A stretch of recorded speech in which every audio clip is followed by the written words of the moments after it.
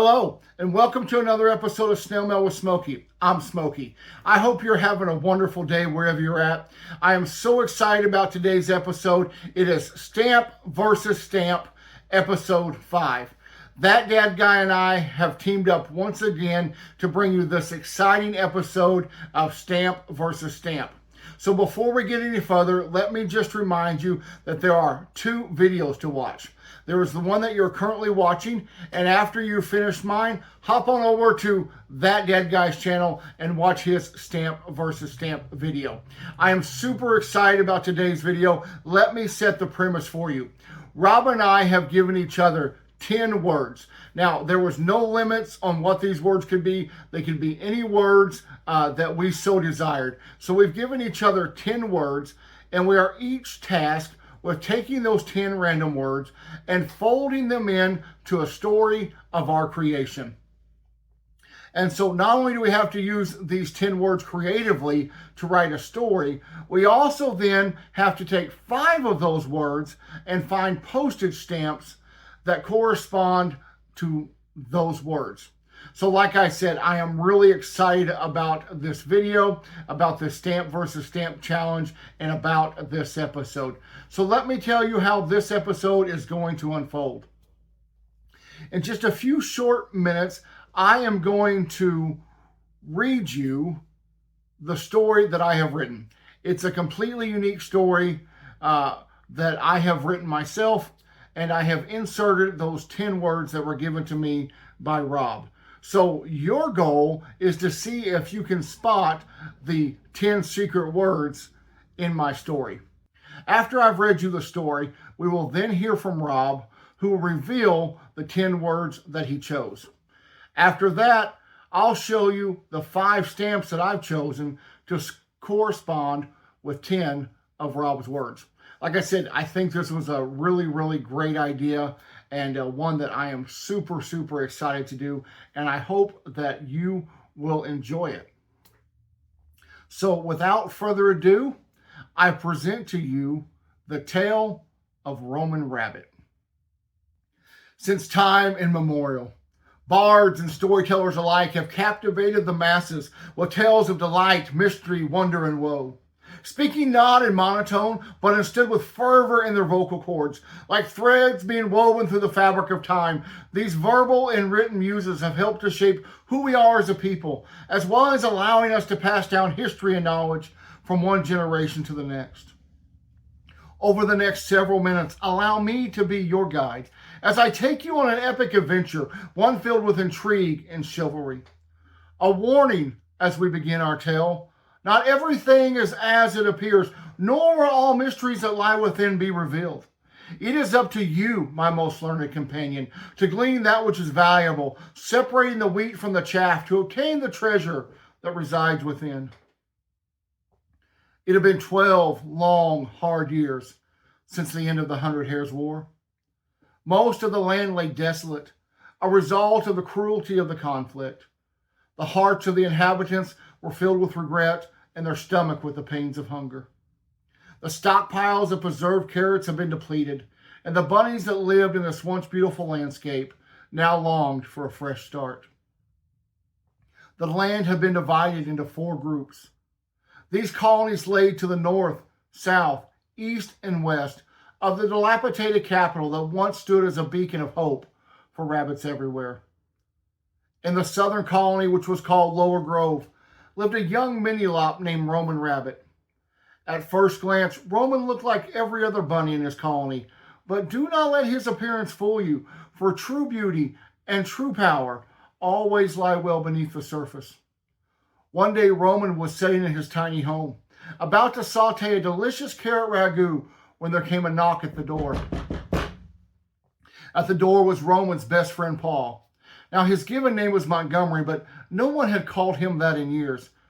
He received his moniker from the fact that he had been hauling some timber to help rebuild the colony, when all of a sudden the load became too cumbersome and turned over on him, causing him to forfeit 2 toes to the cause. "Good day, Paul. To what I owe this most wonderful of surprises. I was just about to sit down to dinner. There's not much, but I'm happy to share all that there is with you." Thank you, my kind friend, Paul replied, but that will not be necessary, for I've been feasting on glory and adventure, and, well, also I just had a bowl of carrot ramen, so, that helps. What is this glory and adventure that you speak of, Paul? Have you forgotten where we are? We are in the poorest colony there is. There is no glory or adventure or feast here, and I fear that there never will be again. Not true, Paul said. We must move quickly, for our departure is at hand. Just then, Paul slumped over, landing his mussed head on the table. Wake up, Paul. Paul frantically lifted his head. Ah, boy, did I do it again, he asked. Not your narcolepsy again, my furry friend. One day that's going to cause you trouble, but now back to all this nonsense that you were speaking. Oh, yes, glory and adventure and feasting, Paul said. Well, I was just in the old library, the one that lies on the other side of the porpoise pond. I was reading the ancient stories when inspiration struck. Just then, Roman rolled his eyes and said, and let me guess which story you were reading. The Works of Runic. Well, yeah. How did you guess, Paul asked. Because it's the only story you ever read, quipped Roman. Paul, now standing to his feet, said, and do you know why I read it so much? Because it speaks of our future. It tells of a time when all of rabbit kind will be united again under one kingdom forever. There will be peace once again, my friend. Aren't you forgetting a couple things, Roman asked? First, the only way that the story says the land will ever be united is when a king or queen emerges to wear the crown and to sit on the throne of our four bunnies. Also, the only way that rabbits from every colony will unite together under said monarch is if this brave new leader possesses the phoenix heart. And no one knows where that blessed thing is. Oh, and one more thing, my giddy friend. It's just a story! Roman sighed and returned to his meal. Paul leaned in close to Roman and whispered, no, it's real. It's all real. And I know where to find it. Well, Smokey, I guess you did it. You found a way to put the 10 words I gave you into the story. So, for those of you who were watching, were you able to figure what the 10 words were that I asked him to sneak in? Well, those words are narcolepsy, monotone, dilapidated, saute, cumbersome, regret, porpoise, giddy, departure, and ramen. Well, that's this month's Stamp versus Stamp. If you got a moment, go check out my video on that dad guy and see if I was able to accomplish the feat that Smokey gave to me. All right, did you guess any of the 10 mystery words that Rob gave me while I was reading my story? If you did, then great job. Now the second part of the challenge is for me to take 5 of those 10 words and show you stamps that relate to each one of those words. So the first word that I chose from the 10 was the word regret. And this is the stamp that I chose. This is Scott number 2968G. This stamp was released by Japan on October 10th, 2006.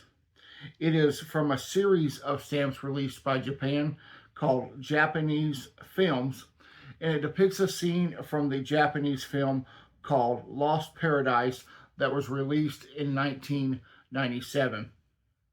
Now, the reason that I chose this stamp to use for the word regret is because the plot of the movie features the 2 key characters on this stamp.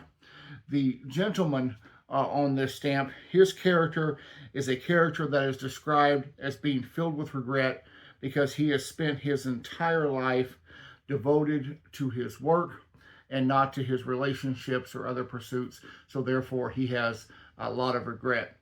So therefore, I chose that stamp from Japan to feature the word regret. The second stamp that I've chosen is this stamp, and this is for the word porpoise. This was released by Great Britain on July 22nd, 2001. It features a harbor porpoise and it has a face value of 1.70 British pounds. There are a lot of stamps that feature porpoise, and out of all the ones that I have seen, this is one of my favorites, and so that's why I chose this stamp for the word porpoise. The third word that I chose is the word departure. Now, believe it or not, I went back and forth on which stamp to choose. Was I going to do a literal interpretation? Was I going to do a figurative interpretation? And I really went back and forth. But in the end, I landed in this stamp right here. This is Scott number 4825. This stamp was issued by France on June 29th, 2015. It measures 39 by 25 millimeters. It does not have a face value, although the price at the time the stamp was issued was 0.68 euros. It's from a series of stamps that France released called Holidays 2015. And this stamp is called Itinerant Holidays. So I chose this for departure because I think it really speaks to the spirit behind the word departure. Here is a fun character that appears to be leaving on a journey. In this particular stamp, I'm going to assume it's a holiday journey. And the road sign behind them, the little rabbit grasping the road sign, which I thought fit well with the story that I told you. So I really love the vibrancy of this stamp, the colors. I just think it's a really great stamp, and so that's why I chose it for the word departure. The fourth word out of the 10 words that Rob gave me that I chose to depict with a stamp is the word giddy. Giddy is such a fun word, and so I know there's a couple different definitions for the word giddy, but when I think of giddy, I think of someone who is filled with excitement and joy to the point of overflowing. And so when I think of who is it that I know that is filled with the excitement and joy to the point of overflowing, there's no greater person than that of Santa Claus. And so you all know my love of Christmas and Christmas stamps. So I chose this stamp here. This is Scott number 1415, issued by Grenada on November 3rd, 1986. It is simply titled Christmas 1986. Has a face value of 5 East Caribbean dollars. And there you see Santa Claus, and he's laying the toys out under the tree, and he's got such this, what I would call a giddy look about him. So this souvenir sheet was my pick for the word giddy. So 4 down, 1 to go.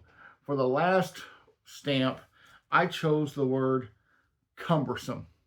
It's a word that I really think is such a great word. It has such a gravitas behind it, no pun intended. So for cumbersome, I chose not just one stamp, but I chose a series of 5 stamps.